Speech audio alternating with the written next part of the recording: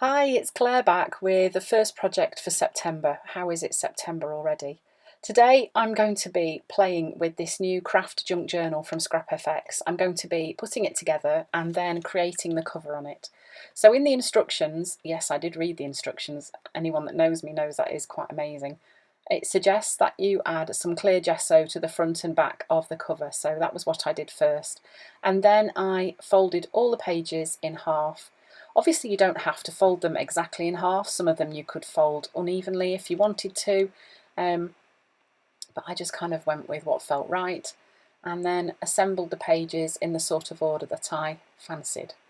And then just folding the cover, I decided I was going to have the corrugated bit on the inside, but you could equally well put it on the outside.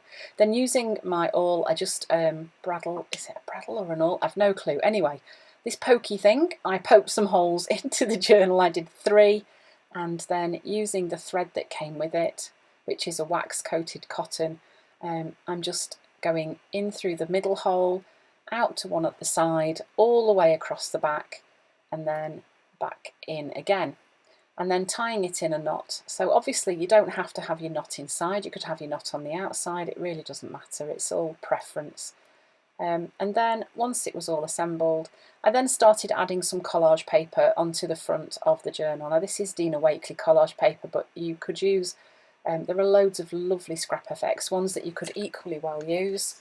You could even stick some book paper on there or any kind of collage medium at all, just to sort of break up the background and give you a great start for your journal.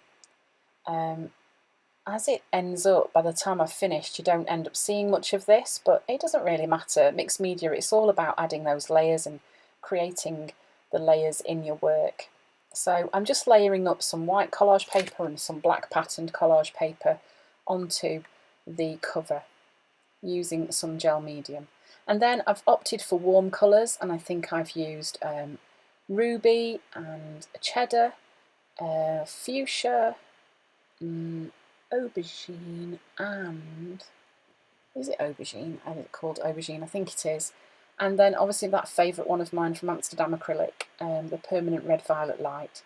And I'm just creating a sort of rose pattern on there, just using my fingers, just having a bit of fun doing some finger painting. This was inspired by something that I saw that someone had done on Instagram, and I'm afraid I can't remember who it was, but you know, it's something that's been done by lots of people, so it's not my idea, but it's a really fun thing to do. Like, why not just have a go at painting with your fingers? It's great fun, and I love the effect of these warm colours. They just work really well together. So I'm kind of filling in all the spaces, and then when I think it feels right, then I just pick one of the colours and I just kind of fill in the bits that are left behind. So once it was dry, I then grabbed this stencil, the Don't Waste Time stencil, which is a new one from ScrapFX. And this lady, she is from the Corrugated Women & Co., which is a pack that comes with 12 pieces in it. And they are made from chipboard, book paper and corrugated card, and they are fabulous. They're a great size. And then making sure I've not got too much black paint on my blending tool, I'm just using this stencil. I'm popping this on the front, because isn't art journaling, it is a very personal thing, and it is about your journey. And I don't know about anyone else, but I do compare myself, and it's not really a very productive thing to do, because you have to remember the reason why you're doing your art journaling in the first place, and it's often a very personal reason why we do it, isn't it? So comparing yourself with other people isn't always a very healthy thing to do.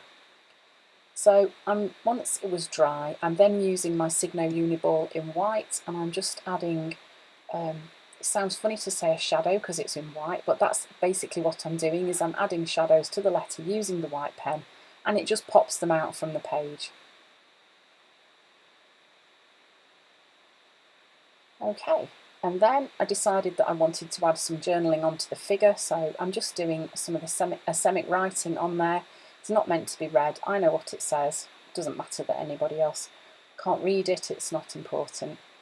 So then this lovely lady is going to stand on my cover, so I was just putting a line to sort of ground her, and then I'm using that double-sided tape gun just adding some tape onto her to stick her in place, and then adding some lines for her to stand on so she's not floating around. Then I decided I wanted a fastening on this journal, so I stuck an extra piece of black card around the back cover and poked another hole, and I used one of those, I don't know what these are called either. It's almost like a little metal eye which you then put in a tool and you squeeze it and it squashes it. If anyone knows what it's called, feel free to comment below and say what it is. Having a senior moment and I can't remember. And then I'm using some recycled sari ribbon, popping it through, and I'm just going to use that to wind round to hold the journal together while I work in it. So there we go. Here's a quick flip through of how it looks once it's all assembled. Lots and lots of fabulous pages, and I'm really enjoying working on the craft paper in Dina Wakely's journal, so I can't wait to get started and work in this one too. So the projects I do for the rest of the month for Scrap FX will all be done in this journal. So thanks for watching. I hope you've enjoyed the video.